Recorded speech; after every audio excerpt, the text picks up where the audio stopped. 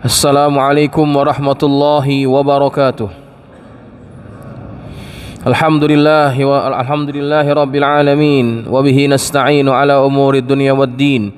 Wassalatu wassalamu ala asyrafil mursalin sayyidina Muhammadin wa ala alihi wa ashabihi ajma'in. Subhanaka la ilma lana illa ma 'allamtana innaka antal alimul hakim. Rabbi shrah li sadri wa yassir li amri wahlul 'uqdatam min lisani yafqahu qawli, amma ba'du. Fa inna asdaqal hadithi kitabullahi ta'ala wa khairul hadi hadi Muhammadin sallallahu alaihi wasallam wa syarrul umuri muhdatsatuha wa kullu muhdatsatin bid'ah wa kullu bid'atin dhalalah wa kullu dhalalatin finnar. Hadirin hadirat jamaah Masjid Jami' Al-Mubarakah yang dirahmati Allah, alhamdulillah kita panjatkan syukur kehadirat Allah Subhanahu wa taala atas karunia yang Allah masih berikan kepada kita semua. Semoga Allah senantiasa menjaga nikmat-nikmat yang Allah karuniakan kepada kita dan kita dijadikan sebagai hamba-hambanya yang pandai bersyukur atas nikmat-nikmatnya. Dan mudah-mudahan kita datang ke tempat ini dalam rangka menuntut ilmu. Allah karuniakan kita keberkahan, Allah karuniakan kita ilmu yang bermanfaat, dan Allah jadikan apa yang kita pelajari ini menjadi pedoman yang kita bisa pegang dalam kehidupan keseharian kita. Amin ya rabbal alamin. Hadirin hadirat jamaah yang dirahmati Allah, kita akan melanjutkan tafsir Al-Munir. Kita masuk pada ayat yang ke-223 dari surah Al-Baqarah. Bismillahirrahmanirrahim. Qala al-musannif rahimahullahu ta'ala wa ghafara lahu wa liwalidayhi wa limasyaikhihi wa nafa'ana bi ulumihi fid dharain, amin. Radhiyallahu ankum. Qala radhiyallahu an. Nisa'ukum harthul lakum. Istri-istrimu adalah ladang bagimu. Ay furuju nisaikum mazra'atun li auladikum. Kemaluan perempuan ataupun kemaluan istri-istrimu adalah ladang bagi anak-anakmu.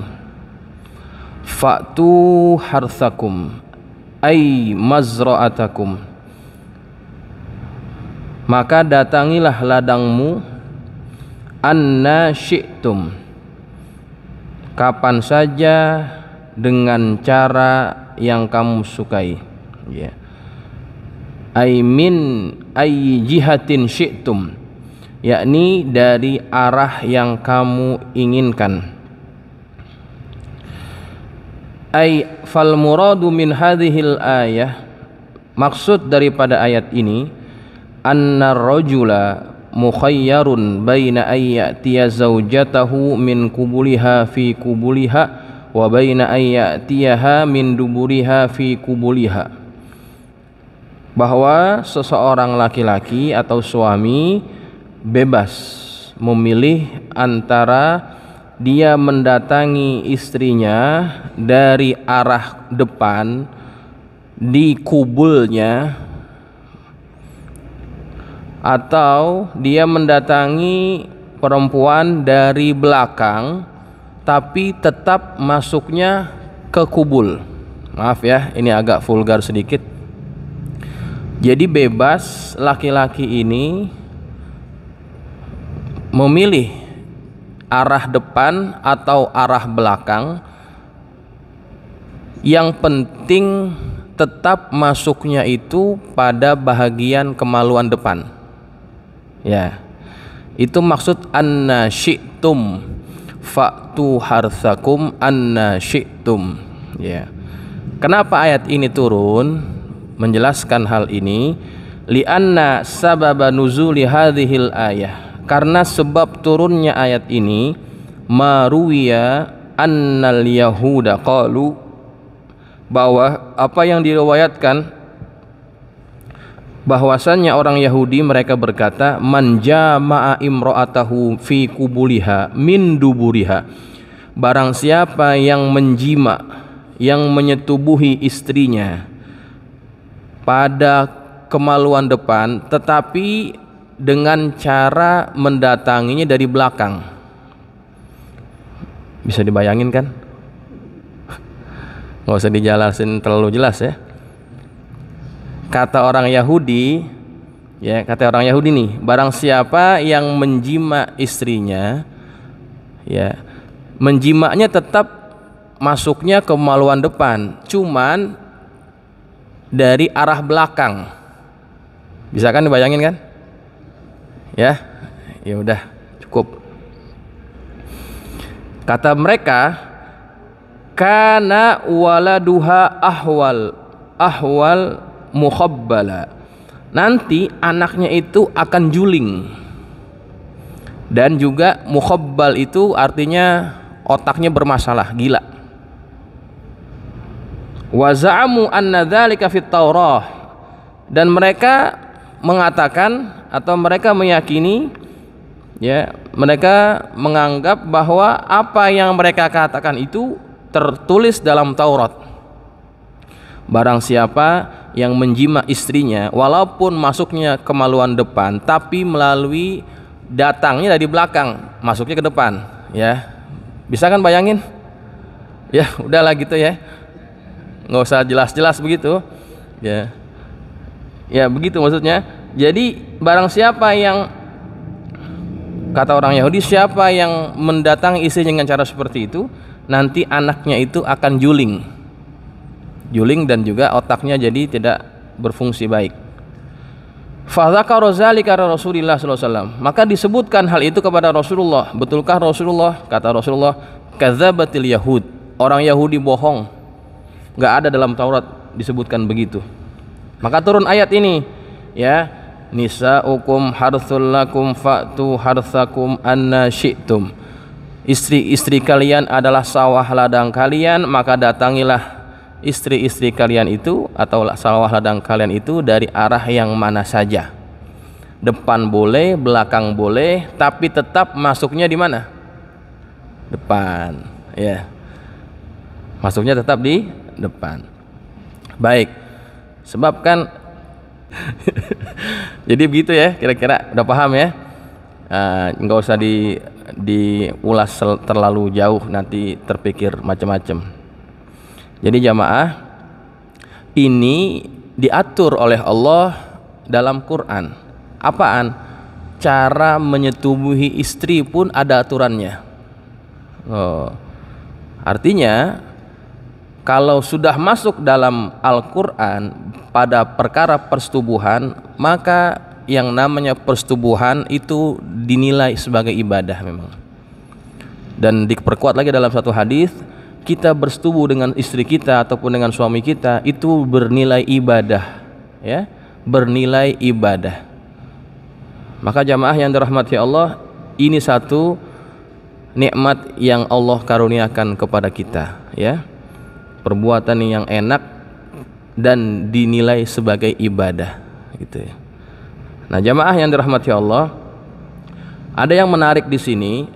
Allah menyerupakan, ya, istri-istri kita ataupun bukan istri, ya, tempat kemaluan wanita, ya, di mana dilakukan persetubuhan itu dianggap harthun, dianggap sebagai mazra'atun, dianggap sebagai ladang. Ini perumpamaan sangat dalam maknanya. Artinya yang tumbuh dari ladang, ya, yang tumbuh dari ladang itu bukan hanya dari benihnya, dipengaruhi oleh benihnya saja. Apa yang tumbuh dari ladang itu juga sangat dipengaruhi dari ladang itu sendiri. Kalau ladangnya subur, ladangnya bagus, benih yang diletakkan di situ akan jadi tumbuhan yang bagus, yang berkualitas. Maknanya, fungsi perempuan dalam menentukan kualitas keturunan itu sangat penting. Istri yang solehah, itu ibarat ladang yang subur. Dari istri yang solehah ini, dari ladang yang subur ini akan lahir zuriyah yang solehah. Kuncinya ada di perempuan, Pak. Kita bagus bagaimanapun benihnya, kalau tanahnya itu keras, numbuh nggak kira-kira? Nggak bakalan. Tanahnya keras, nggak bakalan numbuh, ataupun kalau numbuh pun tidak bagus. Jadi perempuan itu adalah kunci bagi keluarga yang menginginkan keturunan yang baik.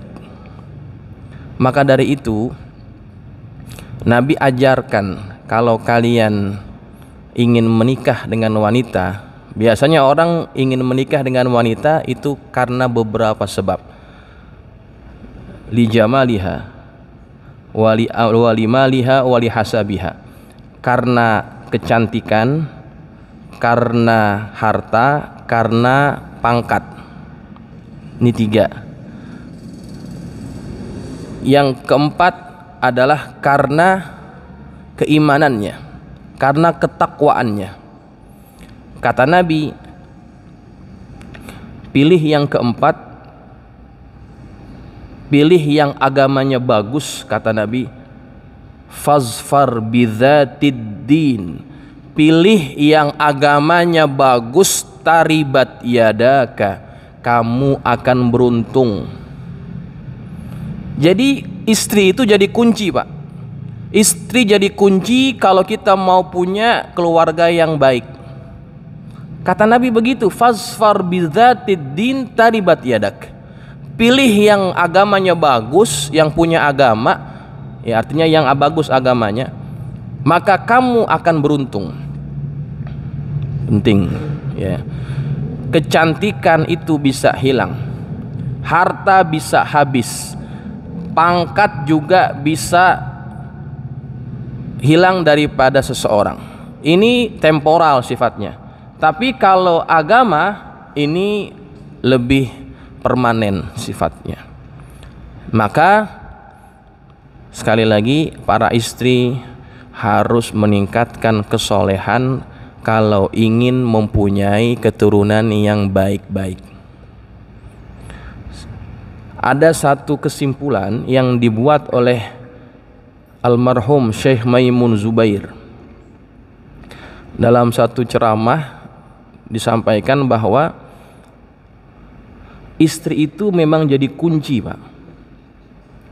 Dan di dalam Quran ada nabi yang anaknya itu durhaka, ada nabi yang anaknya tidak beriman. Nabi siapa? Nabi Nuh. Nabi Nuh itu tidak beriman, anaknya. Kenapa begitu? Karena istrinya juga tidak bagus, sehingga anaknya ikut-ikutan. Kemudian jamaah, bandingkan dengan anak-anaknya Nabi Ibrahim. Ismail lah yang kisahnya itu diceritakan dalam Quran. Ismail ini kan anak yang sangat soleh. Bahkan Allah menyebutkan dalam Quran, fabasyarnahu bighulamin halim. Kami akan berikan kabar gembira kepadanya, kami akan karuniakan dia seorang anak yang halim. Allah sebut Ismail ini nanti punya sifat halim. Halim itu berarti dia orang yang bijaksana, sabar, nurut, patuh, tuh halim. Dan betul itu terbukti ketika Ibrahim menceritakan mimpinya bahwa dia menyembelih anaknya. Ismail nggak pakai ngomong macam-macam. Ya abatif alma tu'mar, wahai ayahku, laksanakan apa yang diperintahkan kepadamu. Langsung ngomong begitu, Pak. Itu halim namanya, patuh. Dari mana anak ini berasal? Dari rahim seorang wanita yang solehah. Siapa? Sayyidatuna Hajar. Hajar itu juga merupakan perempuan yang sangat luar biasa keimanannya kepada Allah. Dan itu bisa kita baca dalam Quran bagaimana kualitas keimanannya kepada Allah. Dibawa ini istri dan anaknya ke tempat yang tidak ada orang, biwadin ghairi dzi zar'in, di lembah yang tidak ada tumbuhan. Jangankan orang, tumbuhan saja tidak mau tumbuh di situ, saking gersangnya itu tempat. Itu kan sebetulnya kalau dibawa orang ke situ sebetulnya dibawa kepada kematian. Kenapa? Karena sebab-sebab kehidupan tidak ada di situ. Orang bisa bertahan hidup paling tidak ada air. Air nggak ada di situ, Pak. Dibawa ini anak, ini istri, dibawa tempat situ, ditinggal begitu saja. Ditanya oleh Hajar, kenapa kamu tinggalkan kami? Nggak dijawab. Ditanya lagi kali kedua, nggak dijawab. Sampai pertanyaan yang ketiga, Hajar berkata, ini disabdakan oleh Nabi dalam hadis Sahih Bukhari, diabadikan. Allahul ladzi amaraka bihada. Apakah Allah yang memerintahkanmu untuk melakukan perkara ini? Kata Ibrahim, dia hanya jawab na'am. Langsung dijawab lagi sama Hajar, idzan la yudayyi'una. Kalau begitu Allah tidak akan pernah mensia-siakan kami. Tuh lihat, istri solehah, patuh turut walaupun dia akan menghadapi kesusahan. Tapi kalau itu dia tahu adalah perintah yang datangnya daripada Allah, dia terima segala-galanya. Lihat, istri yang solehah ini melahirkan anak yang sangat luar biasa. Jadi jamaah, ini satu bukti bahwa anak-anak yang baik, anak-anak yang soleh-solehah itu biasanya akan keluar dari rahim perempuan yang solehah juga. Coba lihat, mungkin bisa dicek. Kalau ada anak yang nakal, maaf ya, anak yang nakal, yang bermasalah, coba lihat ibunya. Coba lihat ibunya. Pasti ibunya juga bermasalah. Jadi kunci itu ada di ibu, ya. Makanya Nabi ada satu ungkapan, al-ummu madrasatul ula. Ibu adalah sekolah pertama bagi anak. Ibu tuh yang nanamin tuh semuanya. Jadi begitu, Pak. Kalau kita mau cari istri, cari yang solehah, ya. Nanti kita akan girang, kita punya kehidupan, senang hati kita, ya, punya anak yang soleh-solehah. Gara-gara kita bener milih bini, ya. Ya Ustadz ngomong baru sekarang, Ustadz sudah kawin gitu ya. Ya sudah, kalau udah kawin nikmati apa yang kita miliki, ya. Didik, kalau misalkan belum terdidik bini kita, didik, ya, kita ajarkan. Insya Allah yang namanya manusia, bagaimanapun sifat dan karakternya, pasti masih bisa dirubah, ya, masih bisa dirubah. Umar saja begitu keras luar biasa, tapi kemudian dia jadi orang yang sangat hebat membela Rasulullah. Itu orang yang sangat kuat, yang sangat keras, tapi akhirnya dia menjadi pembela paling hebat Rasulullah. Wafatnya bersanding dengan Rasulullah SAW. Jadi kalau kita punya bini yang kurang-kurang bagus, ya, kita masih ada kesempatan untuk merubahnya. Kalaupun kita belum bisa merubahnya, sabar, ya, sabar. Kita bersabar atas istri yang kurang baik, kita akan dikurniakan Allah maqam yang mulia. Banyak wali-wali Allah, mereka jadi wali ketika sabar ngadepin bini. Abdurrahman Bajal Haban itu juga jadi wali gara-gara sabar ngadepin bini. Bahkan Umar itu setan saja takut sama beliau. Setan kalau ketemu Umar milih jalan lain. Wah, ada Umar tuh milih jalan lain, saking takutnya sama Umar. Tapi Umar kalau bininya lagi ngomel, Umar diem. nggak ngeladenin, sabar menghadapi istri yang kurang baik. Ini nanti akan Allah tingkatkan makom kita. Banyak Pak. Ya, Habib Saleh bin Muhsin Al-Hamid pun begitu juga. Ya, sabar menghadapi istri yang cerewet, yang kurang baik misalkan ya, itu akan meningkatkan makom kita di sisi Allah Subhanahu wa taala. Jadi nggak usah tukar tambah Pak. Ya, jadi rawat aja yang ada sekarang. Ya, rawat, jagain. Kalau bisa didik ya. Nggak usah diganti ya. Ya, nggak usah. Itu ladang perjuangan kita. Nah, gitu. Bu, maaf ya Bu, ini kebetulan ayatnya begini ngomongnya ya. Jadi jamaah, tapi insya Allah ibu-ibu yang ngaji nih orang-orang baik semua nih. Iya, ngaji, buktinya ngaji, kan orang baik itu namanya ya. Baik jamaah yang dirahmati Allah. Nah, itu rahasia kenapa Allah menyebutkan perempuan itu seperti ladang ya. Jadi kunci itu ada di perempuan ya. Baik jamaah, kemudian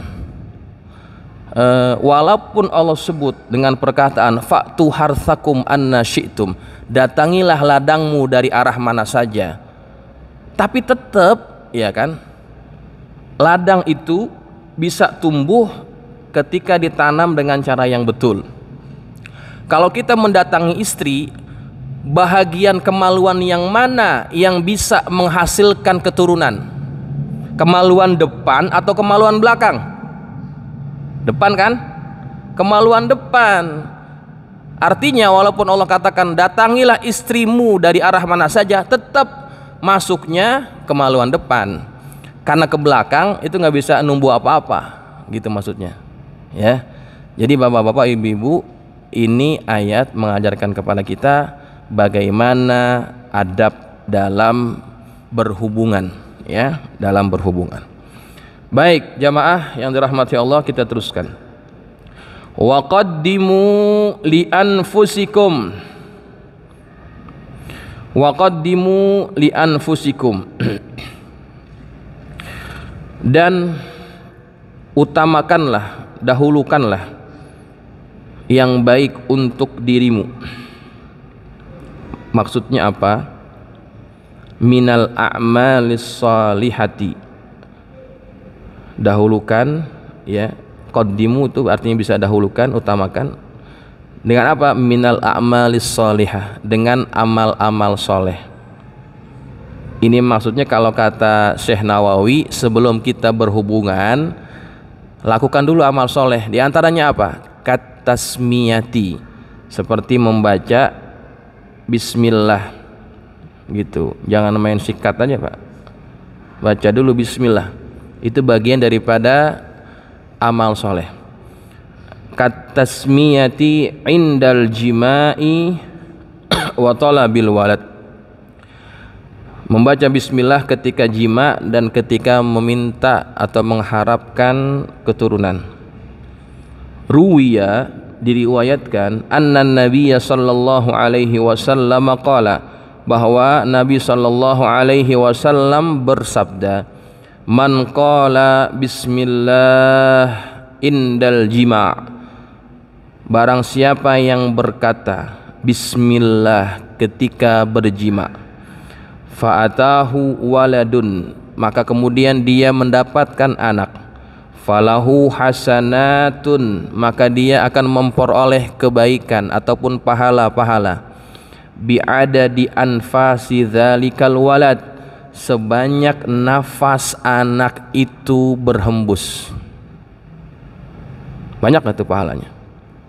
Jadi kalau kita baca bismillah ketika jima, dapat anak, itu anak setiap napas dinilai pahala buat kita berdasarkan hadis ini. Wa adadi aqibihi ila yaumil qiyamah, dan sejumlah keturunannya setelah dia sampai hari kiamat. Kan banyak tuh ya. Ini fadilat daripada baca basmalah. Hadirin, hadis ini walaupun dinukil dalam kitab, kita harus kritisi. Ini hadis tidak sahih ya. ini hadis tidak sahih. Kita bisa lacak ini hadis, ada beberapa disebut dalam beberapa kitab. Di antaranya dalam kitab Fathul Izar. Nah, siapa yang suka ngaji, ya kitab ini di pesantren tahu dah kitab apa ini isinya. Ya, Fathul Izar. Namanya aja Fathul Izar. Membuka kain. Tuh coba. Jadi itu hadis ada di dalam kitab Fathul Izar. Bisa kita lacak lagi dalam Hasyiah As-Sawi juga ada disebutkan. Tapi hadisnya tidak sahih. Artinya fadilat ataupun keutamaan membaca bismillah dengan pahala yang begitu banyak, kan banyak tuh Pak.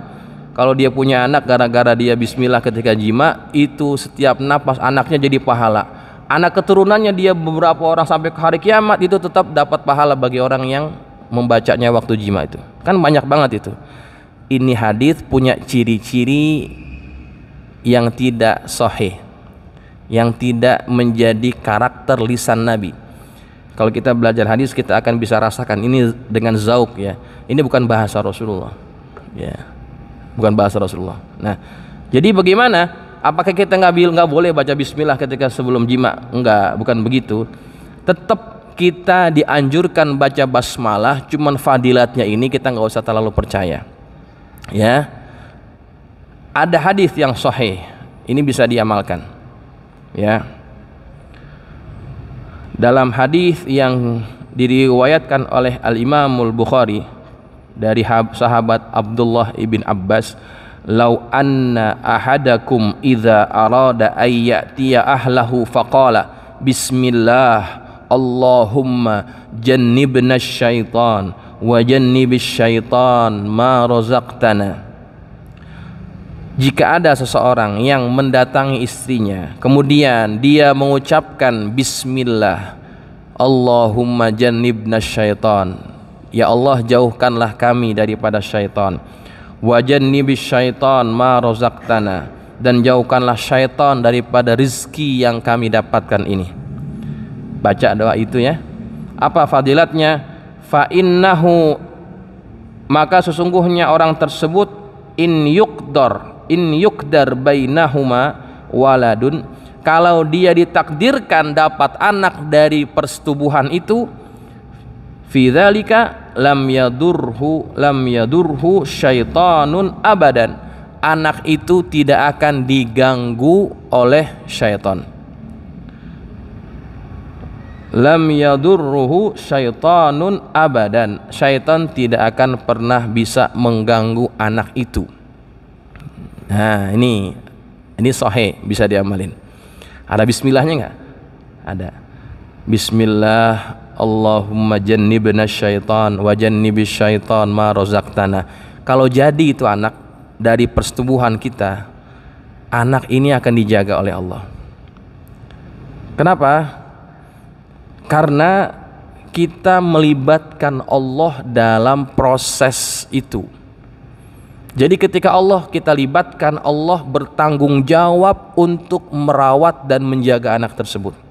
Bahkan dalam kitab tafsirnya Imam Asy-Sya'rawi, beliau katakan ada ulama yang menyebut kalau anak ini hasil daripada hubungan bapak ibunya yang didahului oleh doa, maka dia nggak akan pernah terkena sihir. Tuh kata ulama begitu.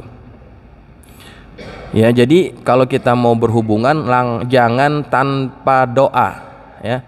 Jangan tanpa doa. Itu maksudnya waqaddimu li anfusikum. Dahulukan dengan sesuatu yang baik buatmu. Kalau kita punya anak yang dijagain oleh Allah, itu kebaikannya buat kita juga. Tapi kalau kita main seruduk aja, Pak, nggak pakai basa-basi, nggak pakai doa, nggak pakai basmalah, langsung seruduk aja, tuh anak jadi, anaknya bangor.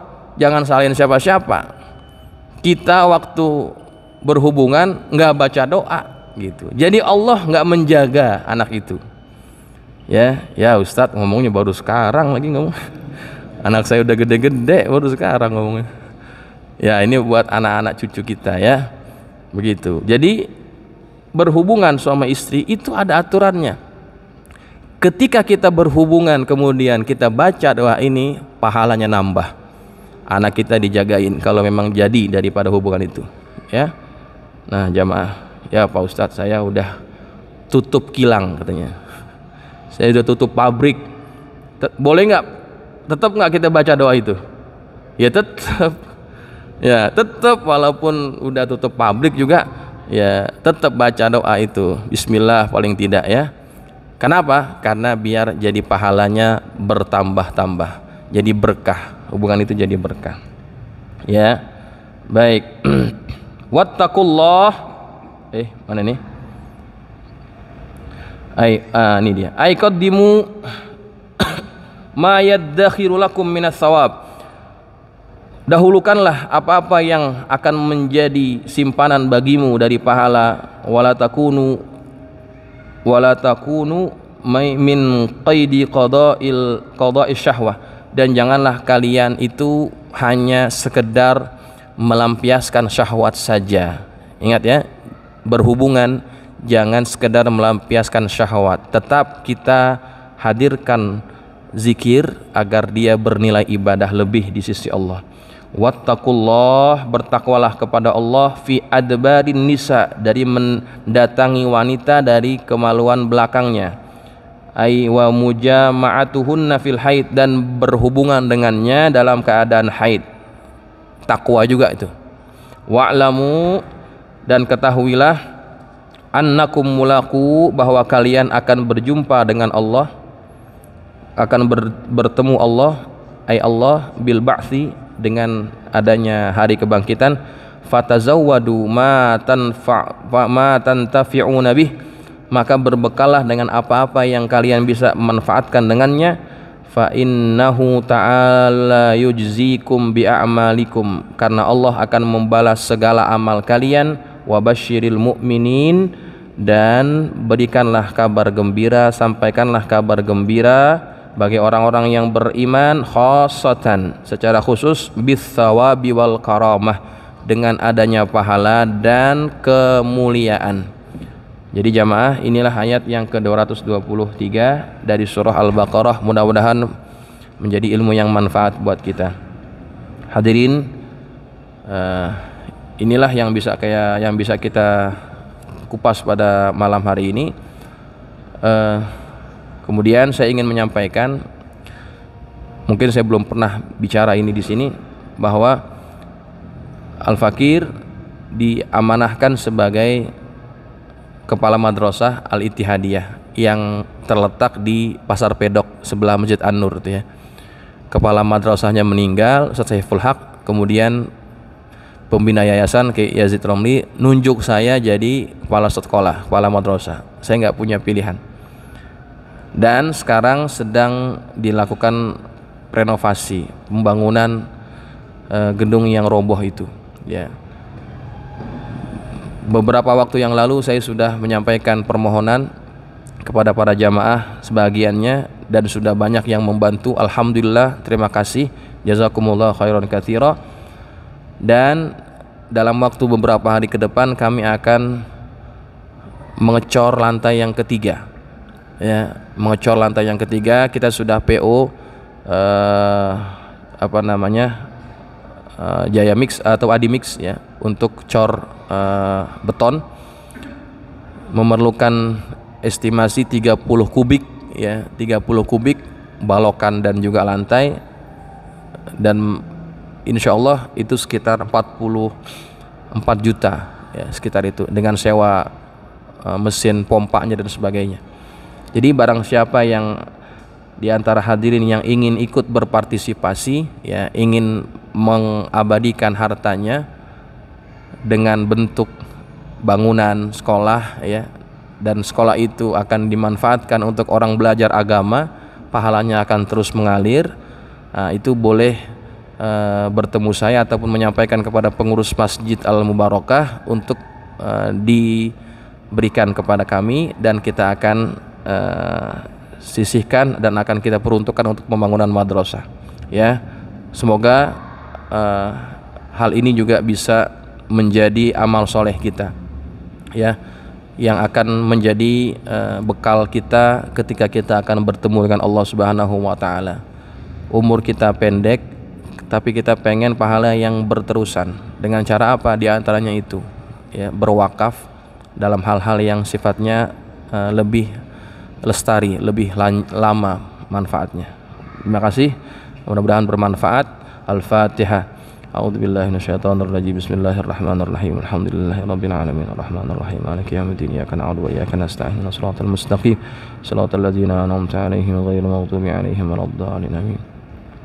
Bismillahirrahmanirrahim. Alhamdulillahirabbil alamin. Allahumma shalli ala sayyidina Muhammadin wa ala ali sayyidina Muhammad. Allahumma anfa'na bima 'allamtana وعلمنا ما ينفعنا اللهم زدنا ولا تنقصنا وأكرمنا ولا تهنا وأعطنا ولا تحرمنا وآثرنا ولا تؤثر علينا وأرضنا وارض عنا اللهم إنا نسألك بحق فاطمة وأبيها وبعلها وبنيها افتح علينا وعلى أولادنا وتلاميذنا فتوح العارفين فقهنا وإياهم في الدين وارزقنا كمال الإخلاص واليقين اللهم ارزقنا فهم النبيين وحفظ المرسلين وإلهام الملائكة المقربين برحمتك يا أرحم الراحمين اللهم اجعلنا من الذين يستمعون القول فيتبعون أحسنه وصلى الله على سيدنا محمد وعلى آله وصحبه وسلم والحمد لله رب العالمين. السلام عليكم ورحمة الله وبركاته.